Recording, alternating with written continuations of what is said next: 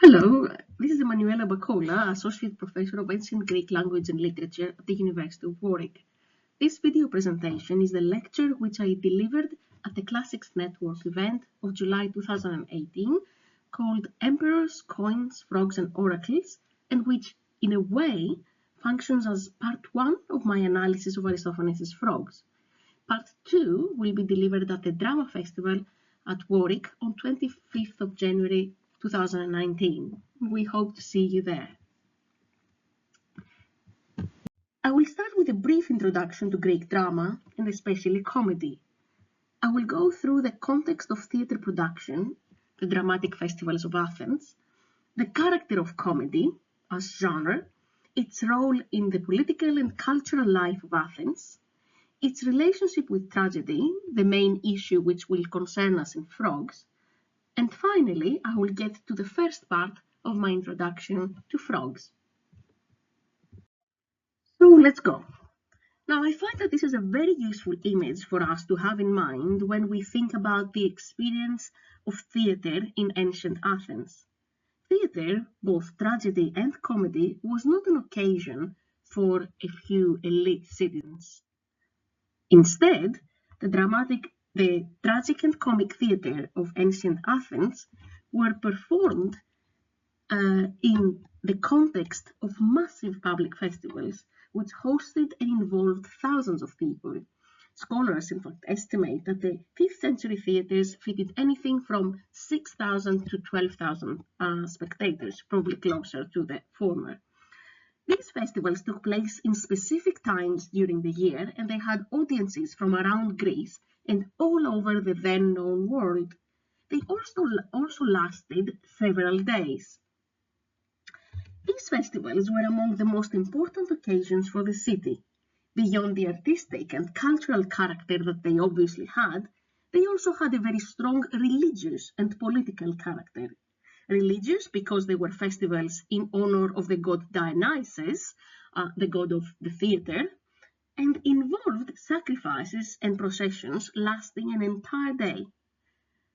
Political because they made the body of citizens come together to celebrate their political, cultural, and intellectual achievements, values, and institutions of their city, such as, and above all, their democracy, but also to reflect and think hard of them, including to consider their flaws. So during the 5th century, for the Athenians, the theatre was as much a political arena as an entertainment occasion. And theatre, as you can imagine, was an essential part of the life of the Athenian polis. These are some images from modern Greek festivals, which I use here to convey the feel of what it must have been to be part of those festivals. My main point here is that the dramatic festivals of Athens were not necessarily solemn occasions, despite their religious and political character. The hundreds of sacrifices, for example, which took place in honor of Dionysus, the god of the theatre and of intoxication, were the reason behind the major public banquet which attracted thousands of people, as well as the drinking and dancing that came with that. And the processions that took place in honor of Dionysus were vibrant, joyful occasions which had a carnivalesque atmosphere, including people wearing costumes, drinking, and celebrants using sticks to hit each other, exactly as happens in carnivals today, and where the celebration of the phallus, the symbol of fertility and well-being, was dominant. This is in fact an image from a modern remnant of such an ancient carnivalesque phalophoric procession still taking place in central Greece today. So what was the role of comedy and tragedy in those festivals? Well, it is not a secret that tragedy dominated the Great Dionysia, that is the most important of the dramatic festivals of Athens. The program of the Great Dionysia, first of all, was dominated by tragedy. Out of the 6 days of that the Great Dionysia lasted, 3 days were dedicated to the presentations of tragedies, one day only to comedies, and one day to men's and boys' choruses, performances of lyric poetry. Secondly, we find that illustrious individuals served as sponsors for tragedy. For example, Pericles himself sponsored the tragic tetralogy of Aeschylus' Persian. So tragedy was a cultural event that important people wanted to be seen, associated with. And thirdly, tragedy was also commissioned by powerful rulers outside Athens, and in particular in Syracuse and in Macedonia already in the 5th century.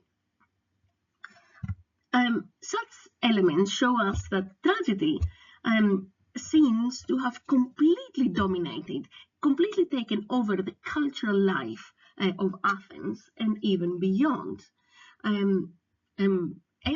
Genres such as epic poetry or choral lyric, which were dominating the cultural life of Athens before the 5th century, are not as dominant anymore.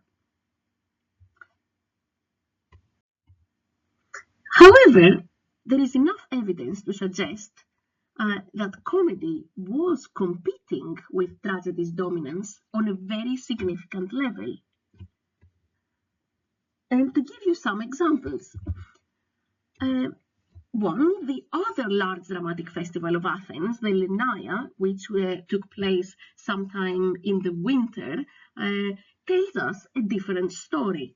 This festival was initially made only for the production of comedies. And it was only from 432 that some tragedy, some dilogies, was introduced in the Lenaia, but comedy still remained predominant. Comedy also had a significant role in the Dionysia of the Demes, so the rural Dionysia, the individual festivals that took place around Attica. We find, for example, inscriptions where the name of Aristophanes is mentioned next to that of Sophocles, for example, at Eleusis.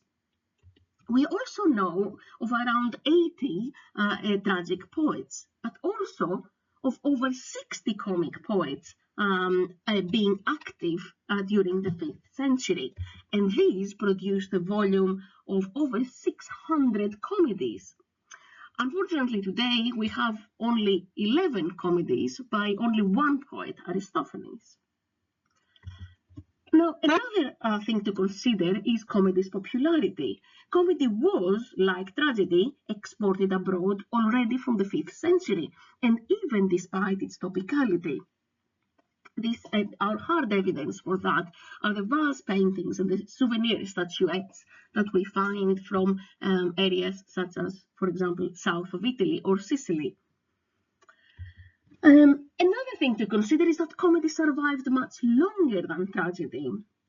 We do not know of significant productions of original tragedies from the end of the 4th century, but we do know that original comedies were written and produced until the late 3rd century, more than a century later. And finally, something else that comedy really shows that it was a popular genre and very successful genre. Comedy was a very spectacular, usually featured a very spectacular production. This is something that we know because it had much higher production values.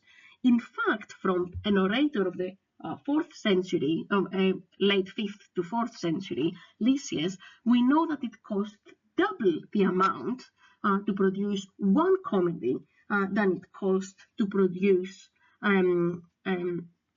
one tragedy. And And before I get to the issue of spectacle, I'd like to show you some evidence that comedy was in fact exported abroad. Here we see an early 4th century bell crater, which was found in South Italy, and whose painting reproduces almost exactly, very faithfully, a scene from Aristophanes' Women at the Thesmophorium.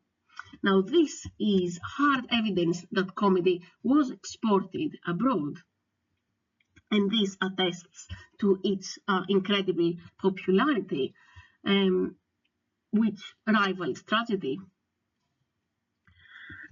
So the impression we get about comedy from everything we've said so far is that it was a very successful genre, rivaling the success of tragedy. In comedy's case, this was largely due to its spectacular quality, and there are many reasons why comedy was a spectacular event. First of all, perhaps most importantly, is the size and the extravagance of its chorus. From the surviving Aristophanic plays, we know of comic choruses that featured frogs, birds, clouds, but also from comedies which have not survived, but which we know from titles and fragments. We know of comic choruses consisting of cities or islands or letters of the alphabet, or ant-men, half ants, half men, or centaurs, half men, half horses. These choruses would have participated in vivid choreography, which we are certain of because of the meters and the content of the songs that have survived. And such vivid choreography would have featured especially in the opening scenes. And to give you an example, the opening scene of a comedy that parodied Homer's Odyssey, called Odysseus, or the Comrades of Odysseus, opened with a long scene that featured a large stage prop of a boat that could fit the entire chorus of Odysseus' comrades on it. And this brings me to another thing, another element of comic spectacle, the comedy's readiness to use props, especially outsized ones, as well as stage machinery. You can imagine how all of these would have contributed to the extravagant spectacle that was comedy. Comedy also loved its special effects, including flying, using the crane. We mentioned already the boat scenes or sailing scenes, and also we have several comedies which must have featured representation of storms, such as the example which I've already mentioned. This big ship is, we can see from the fragments, from what has survived, that it would have been involved in a massive storm, which would have led the comrades of Odysseus to the island of the Cyclops. Now, I hope that you're really beginning to like comedy by now. But an even more important role to like comedy but an even more important reason to like comedy is, I believe, discovering how sophisticated it was and how fascinating for our knowledge of the ancient Greek culture. And this is something you can appreciate, I believe, once we move to the role of comedy in the Athenian cultural life.